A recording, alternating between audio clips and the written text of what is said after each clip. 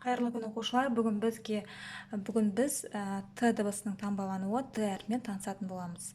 Қанекей, мынау бізде Т әрпі, көк түспен белгіленген дауыссыз дыбыс. Біз Т дыбысын тук-тук-тук деп балғаның немесе қолымызды партаға ұрған кезде сондай дыбыс шығарып айтамыз. Сондағы бірінші дыбыс Т дыбысы. Бұл Т әрпінің жазбаша түрі. Т дыбысы, көрсеңдер, Т әрпі көк түспен жазылу түрі, өйткені ол дауыссыз дыбыс. Дауыссыз дыбыс. Енді келесі Т дыбысынан қандай сөздер басталады екен?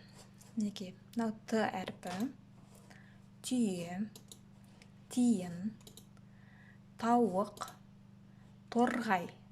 Осы сөздердің барлығында бірінші дыбыс Т дыбысы келіп тұр. Келесі дыбыстың орнын анықтаймыз. Бізде тарақ, шашымызды тарайтын тарақ. Тарақ сөзінде Т дыбысы сөздің басында келіп тұр екен.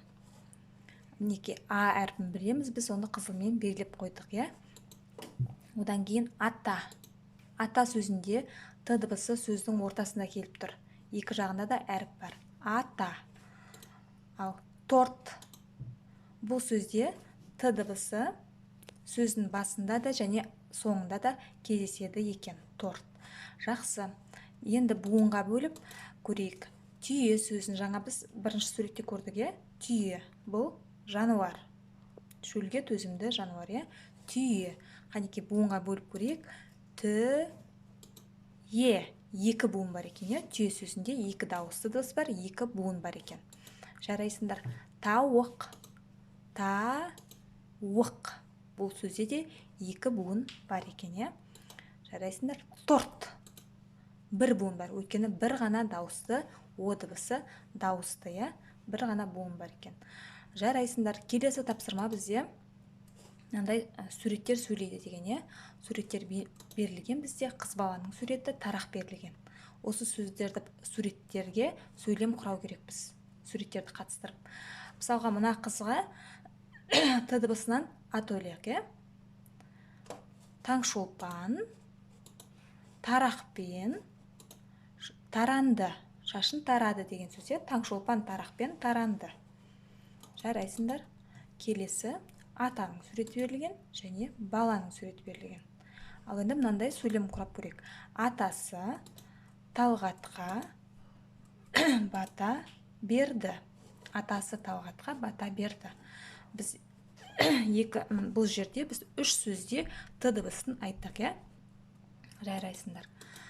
Енді мына буындарды оқу керекпіз. То, та, ти, ту, те. Қайтам. Т-о, то, Т-а, та, Т-и, ти, Т-у, ту, Т-е, те. То, та, ти, ту, те. Неке біз буындарды оқып шықтық. Жарайсыңдар. Келесі менімен бірге қайтала дейді. Та-та-та, ата берді бата. Ту-ту-ту, атамен әже тату. Те-те-те, торт пісірді тәте. Қайтаны айтамыз. Ерде ата-аналар балалар Т дыбысын айта алмай жатса, тістің ортасына тілді шығарып айтуына болады. Та-та-та, ата берді бата.